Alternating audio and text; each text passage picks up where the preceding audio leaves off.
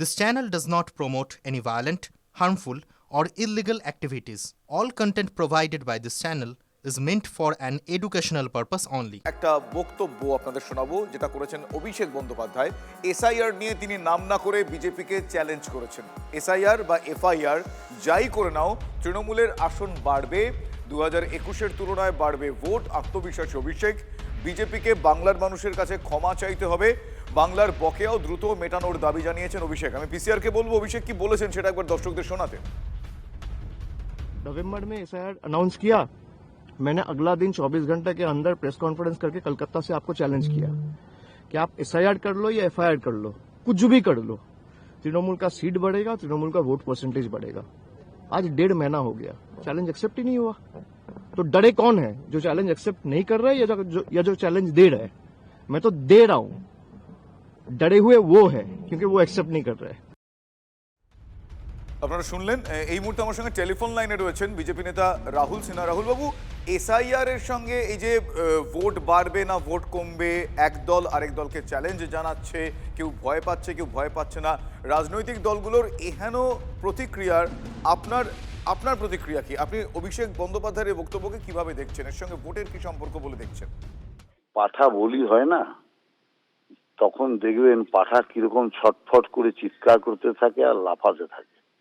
ঠিক ওই রকম মমতা ব্যানার্জি আর ভাইপো চিৎকার করছে, লাফাচ্ছে। তারতে বোঝা যাচ্ছে কি, বুঝতে পারছে যে বলি হবে এখনই, আর নিশ্চিহ্ন হয়ে যাবে সব, সেই কারণে চিৎকার এত। আমাদের তো চিৎকার করার দরকার নেই, বলি তো দেবে জনগণ, আমরা তো তা দেখব।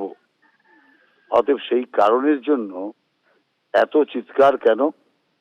যে জিতবে সে এখন থেকেই জিতবো করছে, এই কারণে যে বুঝে গেছে যে কার্যকর্তারাও হতাশ হয়ে গেছে। সেই জন্য আমি অভিষেক ব্যানার্জিকে বলবো যে কার্যকর্তাদের মনোবল বাড়ানোর জন্য এইসব বৃথা চেষ্টাতে কোনো লাভ হবে না।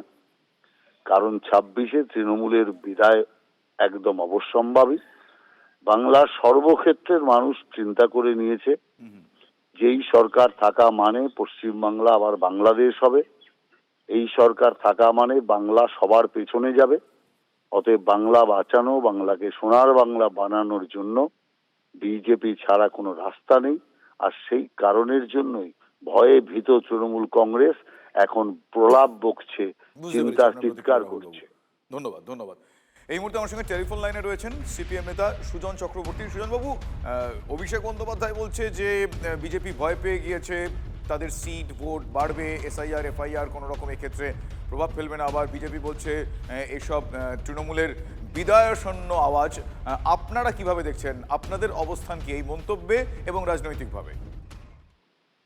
দেখুন, বিজেপি তো বললো 1,20,00,000 বাংলাদেশি মুসলমান এবং রোহিঙ্গা, সেই তালিকাটা দিচ্ছে না কেন? আমি তো চ্যালেঞ্জ করেছি আগেও, আবারও চ্যালেঞ্জ করছি। অসত্য এবং মিথ্যাচার যে বিজেপির অংশ, এটা সবাই বুঝতে পারছেন। তৃণমূল নতুন কোনো কথা না, সবাই জানে। হতে পারে উনি বলছেন যে আমার সিট বাড়বে, হয়তো 294-তে 294টাই পাবেন, কিন্তু মদের দোকান কমবে আর স্কুল বাড়বে, তা কি হবে? নাকি স্কুল বন্ধ হয়ে মদের দোকানই চালু হবে?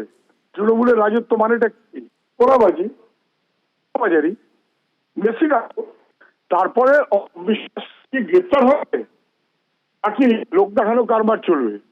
ফলে কার্যত বাংলাটাকে শেষ করে ধ্বংস করে বিপক্ষে তৃণমূল চলছে। ওটা মানুষ কোনোভাবেই মানবে না, এটা যেন বুঝে রাখে।